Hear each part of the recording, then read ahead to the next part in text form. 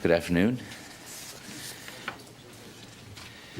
Let me start and give you a few details about the release of the two EPWs, former EPWs, enemy prisoners of war, today at the border between Hungary and Yugoslavia.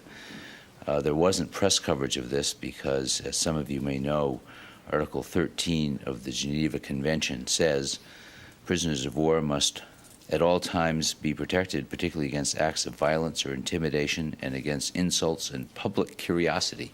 So there was no press coverage for the turnover. Where do we fall into that? Maybe in many of them simultaneously. First of all, at 2:30 p.m. Central European Time, which is 8:30 a.m. Eastern Daylight Time, the two former prisoners were turned over to International Committee for the Red Cross officials from Belgrade. So they were escorted by ICRC officials and U.S. officials to the border and then turned over to ICRC officials based in Belgrade. The transfer occurred at a town near Horgos, H-O-R-G-O-S, which is right on the border. Basically what happened was ICRC representatives came and met them at 8 a.m. local time to confirm that I guess it's 9:30 a.m. Central European Time, to confirm that they did not want to remain in the West, that they in fact did want to return home. They both expressed a strong desire to return home, and then they were escorted from Germany to Budapest by plane. From there they drove down to the border and were turned over. And it all happened very quickly without incident. With that, I'll take your questions. NATO announced today that 72, I believe it's 72 F-15s and 16s are going to be deployed in Turkey. Are those part of the 176 planes announced earlier? Some of them. My understanding is that that of that amount, of that number, 54 are U.S. planes that will be going to Turkey, and those are F-15s and F-16s, and another 18 are Turkish planes that will join in the Operation Allied Force effort. So there will be a total of 72 from Turkey and from the U.S. Are they going to be at Incirlik? No, they're going to be elsewhere, and we'll announce the final bed-down location later on. They probably won't leave for another week or two. Yes? Yes. Do you know when Turkey is going to get involved in this operation with those planes you mentioned? Well, I don't know exactly. You should ask the Turkish government when they plan to get involved with the new planes. But our planes won't be there until next month or so. What about the airspace over the Aegean? Did you have any discussion with the Greeks how they can coordinate the whole thing, this cooperation? I'm not aware that that's been an issue. Yes. The A-10s, I believe, going to Italy, 18 or else, I believe.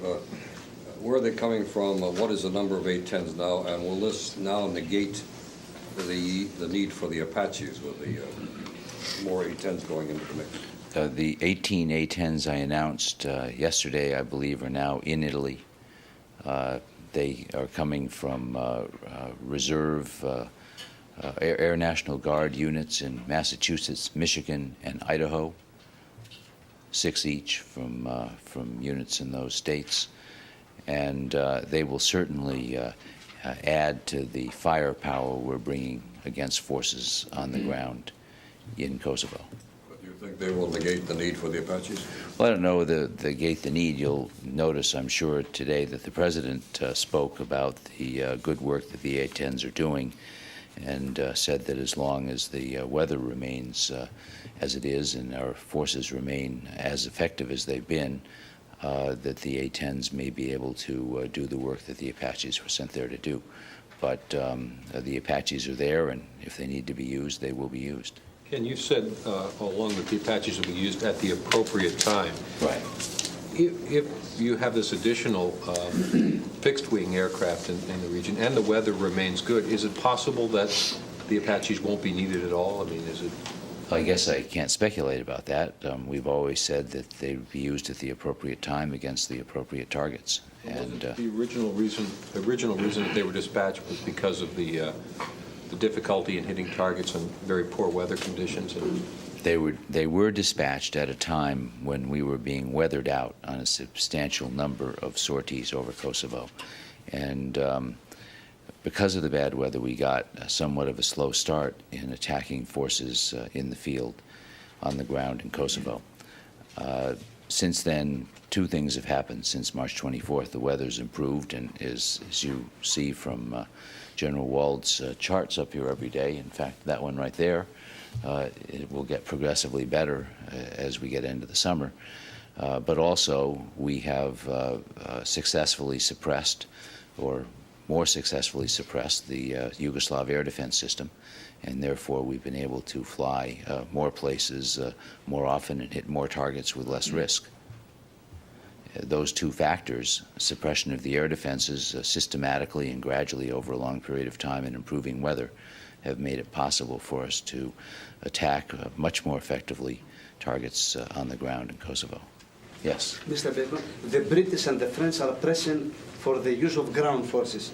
The Germans and the Italians disagree and they insist only limited air operation.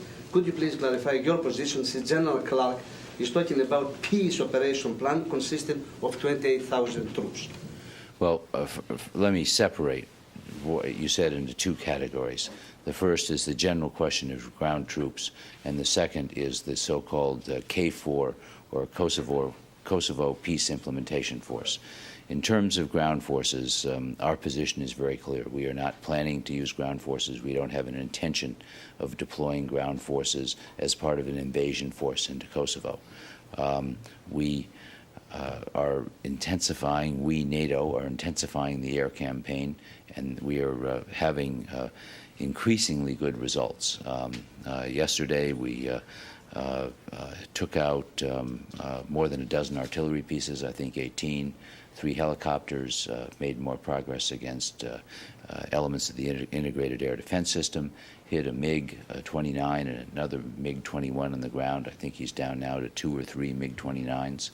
And remember, we've been hitting these on the ground. They haven't been flying. They haven't engaged for weeks and weeks. So we are making significant progress against the forces on the ground. The second part of your question deals with a peace implementation force. NATO is in the process of reviewing what that force should be.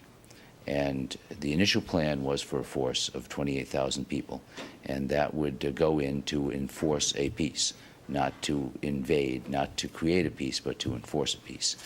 And NATO is in the process of increasing the size of that force because they've decided that given all the changes that have taken place in Kosovo, it's likely we'll need a larger force.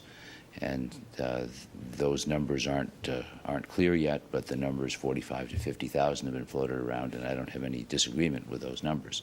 But NATO is still working on that number now. Charlie. Ken, could you fill us in briefly on the Tantawi meeting today, on what the executives discussed with Tantawi, and whether they came to any kind of agreements on weaponry or anything? Did they just discuss the Middle East in general? Did they touch on the peace process?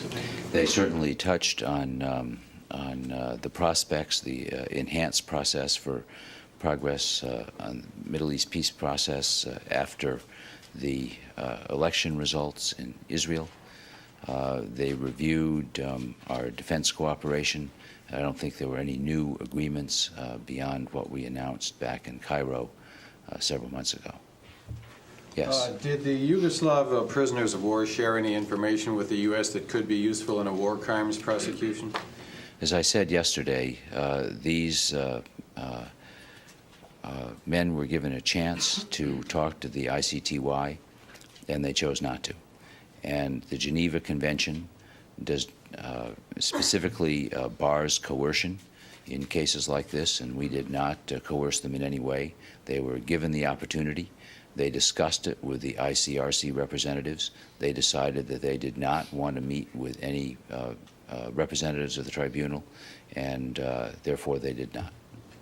Yes? What's the status of stop loss? Are any of the services going to invoke that? The Air Force probably will, and they're still working on the details. I don't think it'll be done this week, but it could be.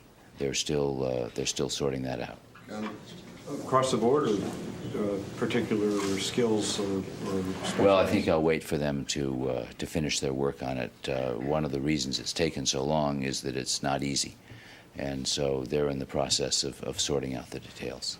One clarification on the turnover. Did any of the U.S. representatives, military or otherwise, cross the border into Yugoslavia when the former POWs were turned over, or was it all on the Hungarian side? I'm not aware that any U.S. people crossed into Yugoslavia. Basically, we were escorting them down there. We provided transportation, air transportation to Budapest, and then there was a van provided. I think it was arranged by the embassy, I'm not sure, by the U.S. Embassy, a van to transport them from the airport to this town of Horgus, or near Horgus.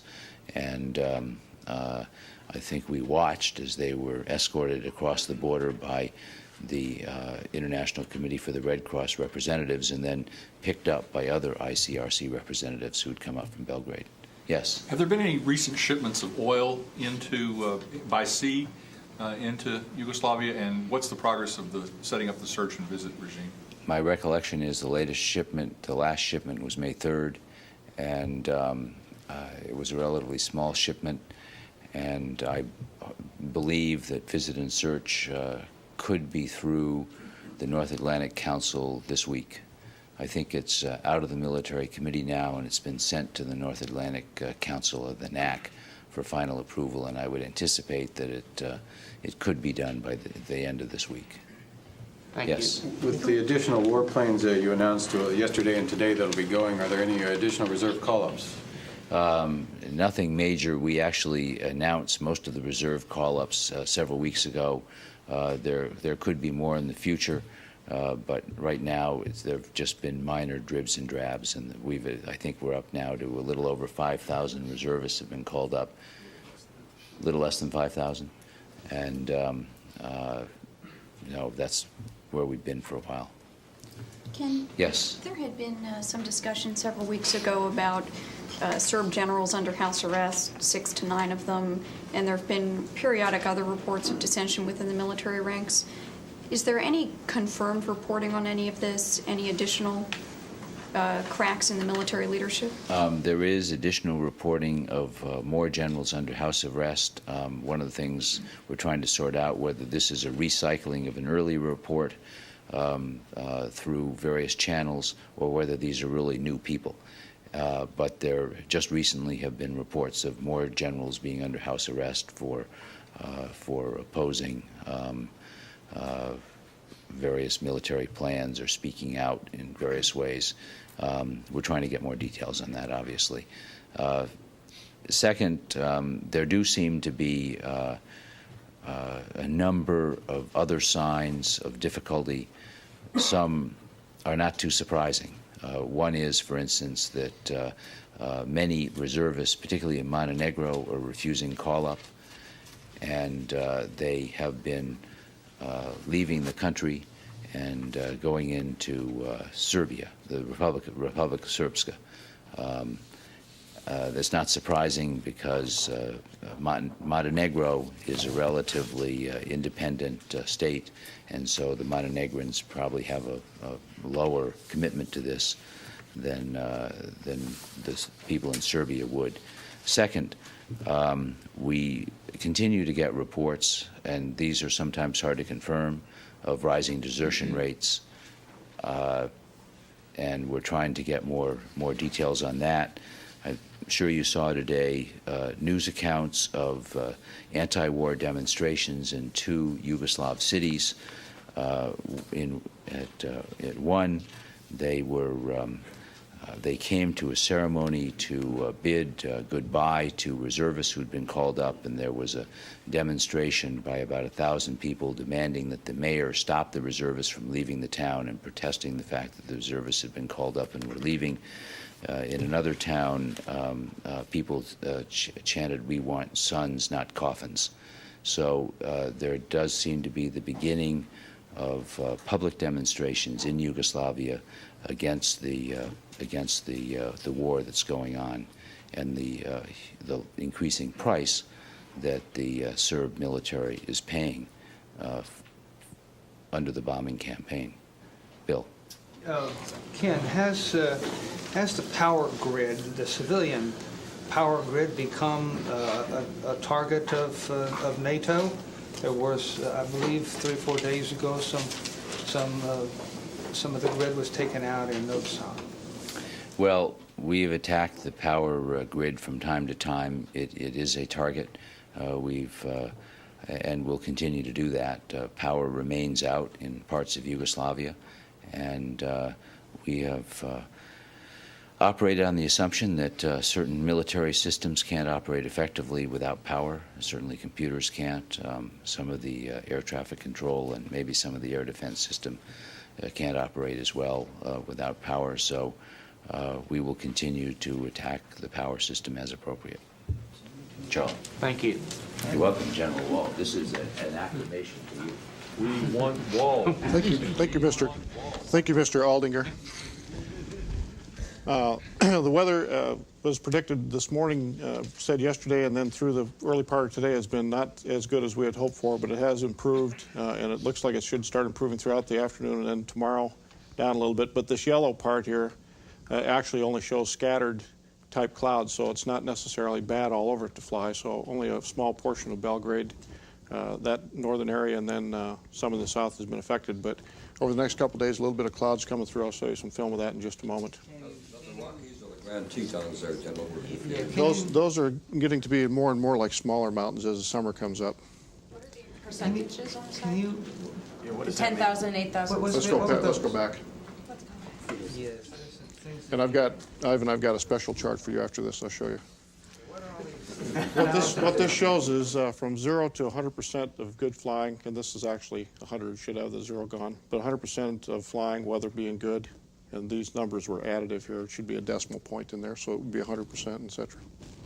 We're hoping you wouldn't catch that. Could you take just one point and interpret? For example, right here, 100% of the area probably is flyable for targeting. There's some scattered clouds possibly in some of those areas, maybe a thunderstorm or something. In this area here, there would be portions of Yugoslavia and possibly Kosovo that would be non-usable. As we know, during the weekend, we had some bad weather. So down here is probably around 25% of the area was usable for flying. In these areas here, almost right here, it's 100% of over the Fry in Kosovo will be good flying weather, clear. So as you see, this yellow and green is mostly good flying area. There are some scattered broken clouds in some of these areas, some thunderstorms, but right in here would rather be overcast and you probably wouldn't have very good weather. Too technical, but do you have a percentage cutoff of scattered, vice broken, vice overcast? Well, the way it normally works is if you have half the weather is cloudy, that's called broken. So it would be 50%, and that's where you get into this 50% up here. So even in this red area, it may only be 50% of the time as bad. Mr. Bacon alluded to this a little bit yesterday. In spite of the fact the weather wasn't as good as it's been, still 41 targets struck across the spectrum of command and control, sustainment, air defense, mobility. Forces on the ground were 19. But I might say that over here in artillery, one of those targets had 12 artillery pieces in it, so it only counted for 1. Others had 2 or 3, several vehicles, APCs, a couple tanks. Mr. Bacon mentioned a MiG-29, MiG-21, I'll show you those, and 3, we thought HIP, they're probably smaller than that, helicopters were attacked, and a lot of the attacks were down in the southwest area of Kosovo where we've been concentrating, and a few locks continue to be struck, and I'll show you some of those today. Not very much movement out of the Fry, or Kosovo, I should say, for refugees. The FIROM still has some of their refugee population departing to overseas sites. Albania as well has just a little bit of a plus up. Montenegro. In Albania, I understand there's about 300,000 of the refugees are in homes in Albania, which is about 50% of the Albanian, or excuse me, 5% of the Albanian population actually has taken in refugees, and some of the other places are doing the same. Fort Dix continues to take in refugees. About 93 of them are moving out to private homes in areas today, and the ones coming into JFK continue to go direct to families.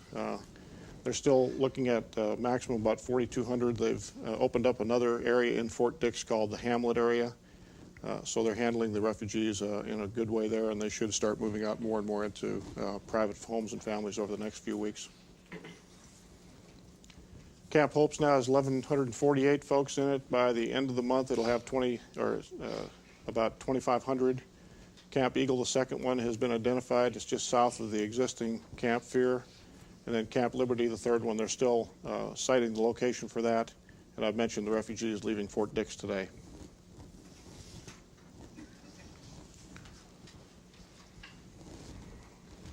There's some imagery. This is Banjanica Petroleum Production Storage at an airfield in Serbia. You can see some pumping houses here. There are actually storage tanks under the ground here, and I'll show you that in just on the next slide. You can see it's been attacked. The buildings are all gone, and you can see the actual outline of the tanks, which are hard to find, obviously, and we did, and actually hit those, and now they've been destroyed as well. So even the storage, petroleum storage that is hidden underground or other areas we're finding now, and it's really starting to take down its ability to refuel. They're just underground. They're just underground. Does that mean you struck the tanks themselves, you penetrated through the earth? Yes.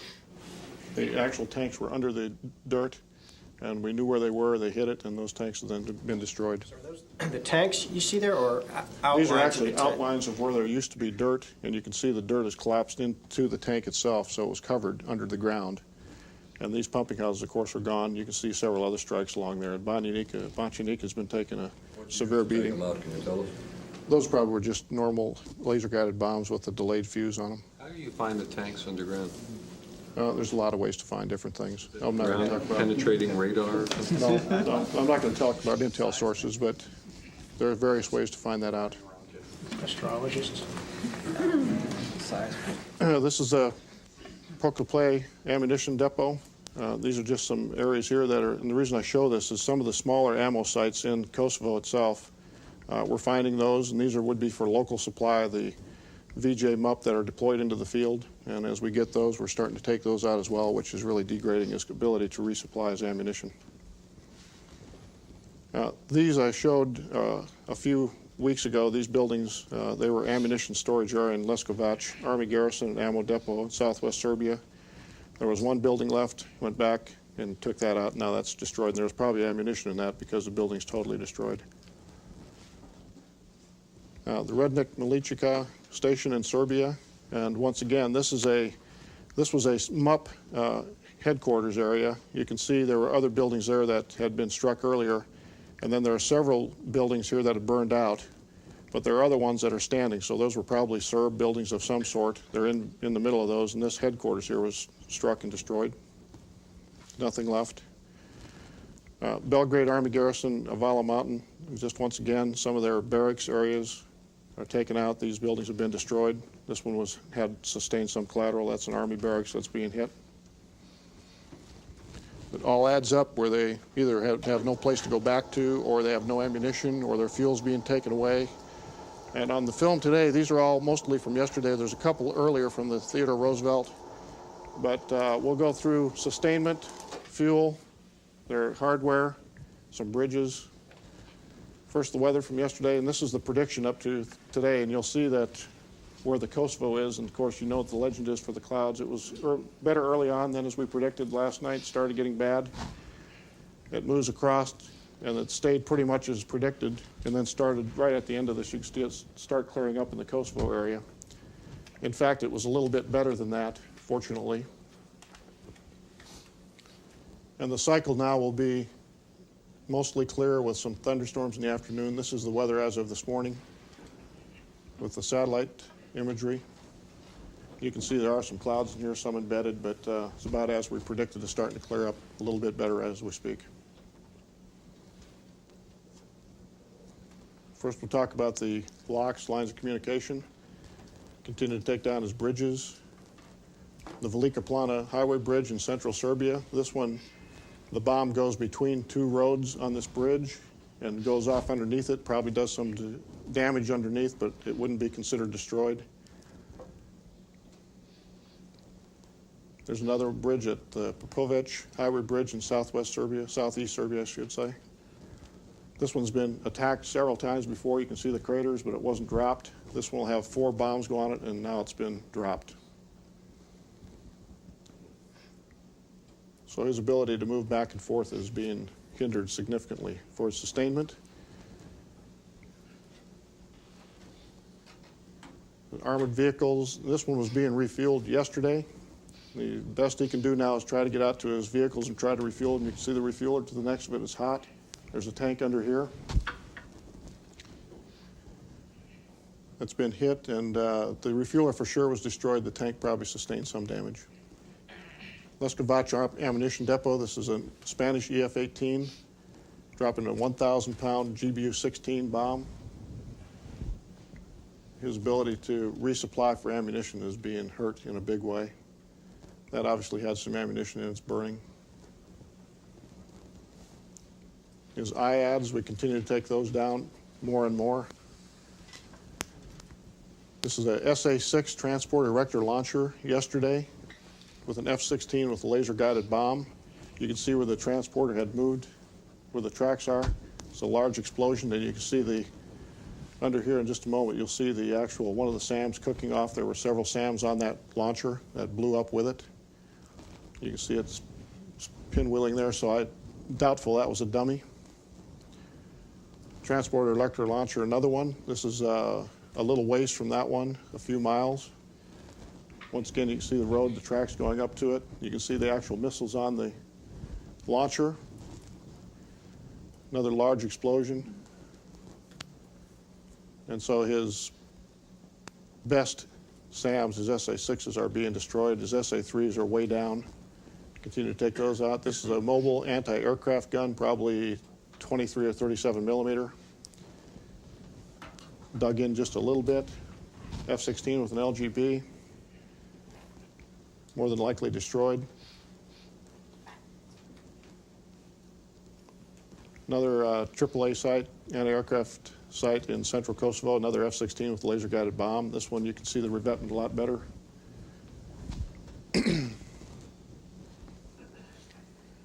This one lands about 4 feet, maybe 3 or 4 feet long, probably destroys the gun. 2,000-pound bomb, not much chance to survive from that. Forces on the ground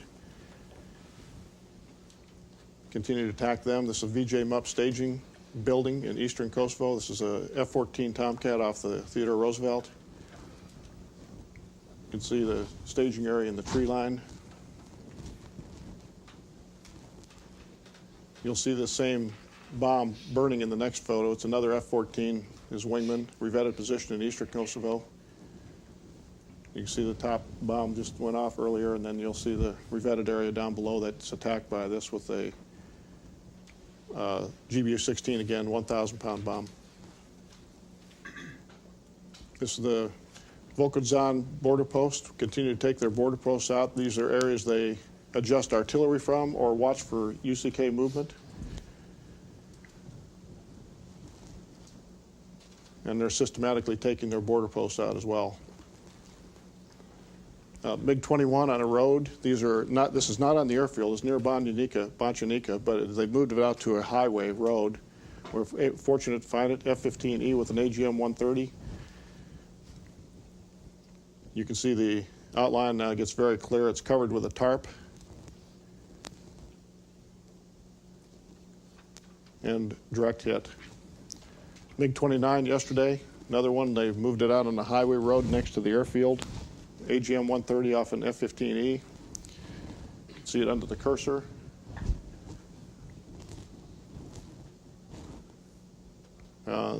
Another direct hit right in the cockpit area. It's a 2,000-pound bomb, so that's destroyed. And if they're decoys, they're spending a lot of time making decoys that look exactly like real airplanes. This is 3 helicopters last night. They were attacked earlier by Mark 82 500-pounders. This is a F-16 with an LGB. They're smaller helicopters. They're trying to do anything they can to resupply and work around. They were found. This bomb lands right on the pad, and I'm sure if there were 3 helicopters there, there were not anymore. Any questions today? B1s, B2s, working? Excuse me? B1s, B2s in the mix? I don't believe there were any B-2s last night. The B-1s and B-2s are continuing to fly when the time's right. And, 52s as well? right, B-52s last night as well. General, the air campaign is still in full effect or just limited? Well, no, it's in full effort. 24 hours? Of course. To what extent did the retargeting process that General Jumper walked us through Friday, to what extent did that contribute to your ability to destroy SA-6s on the run and those tanks that are buried underground and the AAA batteries? The way all of those for sure, but the fighters for sure, they'll have aircraft on tankers, actually driving around the Adriatic behind a tanker, refueling to stay topped off, which gives them almost immediate access to the AOR if something is found, as you can imagine, instead of having to be on the ground on alert, go out to the aircraft, get in, start up, fly to the area and refuel, which takes some time. They're actually keeping aircraft on the tankers in the Adriatic, and then when they find a target in Kosovo or the Fry, via various means, they're able to real-time data modem information to the cockpit of the F-15, including a photograph if it's available. The pilot will see that with the exact GPS coordinates. They will fly to the target and then destroy it. So it's about as fast as you're going to get. So that actually worked yesterday. I think you told us that. Both When the you say it MiGs, actually the worked MiGs, yesterday? both the MiG-29 and 21. I think you told us, but including the loiter time, what's the average hourly length of a mission? They all vary. Matter of fact, some of the tanker sorties from Rome, Spain, that's 1,800 miles away, so they're fairly long. But some of the combat air patrol sorties are upwards to 7 hours. Some of the forward air control sorties are around 5 hours. If you have a mission where you went out and hit a target almost immediately and then landed because you didn't have any bombs left, that would probably be about 2 hours long. But most of them are probably 4 or 5. Off the carrier, I talked to them, their average sortie length is about 4 or 5 hours long. General, it's been a couple of weeks since you've been saying in these briefings that you've been focusing more attention on troops inside Kosovo. I guess we would consider tactical or interdiction targets.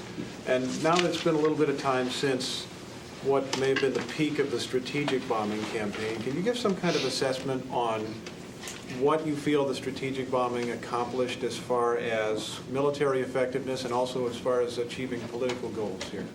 Well, first of all, the strategic bombing is not over. As I showed you earlier, none of that is. So I would just say the increase in the ops tempo, we were able to now focus a lot more on forces on the ground because of the fact that we've built a little better local air superiority in. But the strategic campaign is not over. We continue with that. And from the political standpoint, I can't speak to what political success we've had. That would primarily be on Milosevic's side, but I can tell you from the standpoint of taking his military down, it's a significant hit on his military capability, and it continue to be. So at some point, I mean, it's degrading his frontline fighters, for example, his MiG-29s. He had 14. There's probably 2 or 3 left at the most. And you go down the road on that, and that's the way a lot of his forces are starting to end up. So I really can't speak to the political side of it. Are these the first MiGs you found on a highway somewhere, or is this No, happening it's more happened and a more? couple times. I think this is the 2nd or 3rd time so far. Why do you speculate they're being moved out of there? The airfields are gone, or just trying to hide them from? I think they're hiding them and maybe thinking they might have a chance to get off on a real long, straight strip of road of some sort. But whether they get airborne or not, they're going to die if they find them. General, yesterday I asked you a series of questions about common perceptions about the military campaign. I want to ask you another one today, which is, if it turns out that because of the clearing weather and the suppressed air defenses, the Apaches are not used because the commander decides they're not needed, some people are going to interpret that as a failure, or interpret it as the Apaches were not used because they were NATO was afraid to use them because of the fear of casualties. Can you just address that perception that some people may have? Well, I can tell you there's no fear on the Apaches pilots' part whatsoever of flying. And just like we said before, any weapon we think we need to use against a certain type of target that we have, we'll use it at the appropriate time. So I would say it's up to the commander in the field to make that determine when the time is right. And if we're fortunate enough that Milosevic says, I quit now and we don't have to use all the systems we have, all the better. But at the right time, right weapon, right environment, everything we have will be used in the proper time. General, it was said specifically by Secretary Cohen, General Seldon, and Mr. Bacon, that you are in process to use Turkish bases against Serbia. I'm wondering how you are going to bridge the strategic gap that exists over the Aegean Sea due to the Greek-Turkish differences. Do you have any concrete plan under consideration to overcome this problem during the targeting process? As far as the Greek-Turkish, from what I understand, as these basing rights are approved and the countries approve those, these are all done in the NATO context. And from what I understand, there's no problem with any of the plans that have been drawn up to this point for using any of the bases.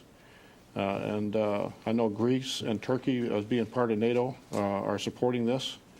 We've had in the past, as you know, aircraft flying out of Greece at different places, and we have aircraft flying out of Turkey for Northern Watch. So from an alliance standpoint, from what I understand, from a military planning standpoint now, there's no problem with any of the airspace we've asked for. So for any operation to this direction over the Aegean, there is no any problem? Well, I don't know of the exact route of flight they're going to take. So from what I understand right now, the planning is en route, and we haven't been told no by anybody to use anything, whether it's Aegean airspace. I don't know that for a fact. So if they've said that, that's all the better. But I'm not sure of the route they'd take from Turkey anyway. General, some of the planes that carry guided bombs, when they run into weather and they can't get the lasers through the clouds, they're able to drop those bombs ballistically. Can you describe first the general difference in accuracy between a guided bomb and a ballistically dropped bomb? And second, what in general are the ROEs that enable something like that? I mean, what conditions have to be met and able to do that? First of all, we probably wouldn't drop a laser-guided bomb without the lasers. We could. You can do it just like another ballistic bomb, but it's probably not worth it unless there's a really important target out there. And generally speaking, that doesn't happen. Where I don't think can remember a time where we dropped an LGB ballistically. So I talked to pilots last week who dropped GBU-10s ballistically. Well, it could happen. And the way you do that, the second part of your question was how do you do it with accuracy? And with the F-16 in this case, which I'm more familiar with, there's a computer-controlled system in the aircraft that has GPS, global positioning satellite inputs, as well as internal navigation system input that tells you when you're at the exact right place to drop the bomb. And with that type of delivery, the bombs are very, very accurate. We're talking, instead of several feet of accuracy, probably in the category of maybe 10 meters or 15 meters. So the accuracy is still very good. Depending on the type of target you hit, if you need a weapon that would hit the target exactly right on it because of the type of target, that probably wouldn't be a good idea. If it were say a fuel tank of some sort that's a little bit bigger and probably 30, 40 feet across, that might be a good idea to try to use that type of weapon. But they would, once again, match the weapon to the target and whether they thought they would have success on that target with that weapon, and then still taking into consideration all the collateral damage issues that you would have to take into consideration. And they would know this before they got airborne, whether or not they could go to a backup. Now, the one thing about lasers is the bombs on one aircraft can match to the bomb laser designator on another aircraft just by a small cockpit adjustment on your computer. So you can dial in exactly which bomb you want to be lased, whether it's yours or your wingman, you know what that is. And so there are workarounds, and that's why we do that with fax and other things sometimes. Yes, General, what is responsible for the very low outflow of refugees at the present time? Is that the Serbs that are locking the gates, so to speak? And secondly, have you noticed any place else where refugees are being used to shield a particular target? That military target? The departure of the refugees, speculating why is Milosevic or the VJ MUP, I'm not even sure he has total control of his folks in the field totally all the time or not, but why they're doing this, I don't know. But it has nothing to do with Albania or anybody else closing the borders to refugees. So it's up to, that's a Milosevic problem. As far as human shields or seeing any other ones, I haven't seen any other evidence other than what Mr. Bacon has already talked about. Thank Thank you.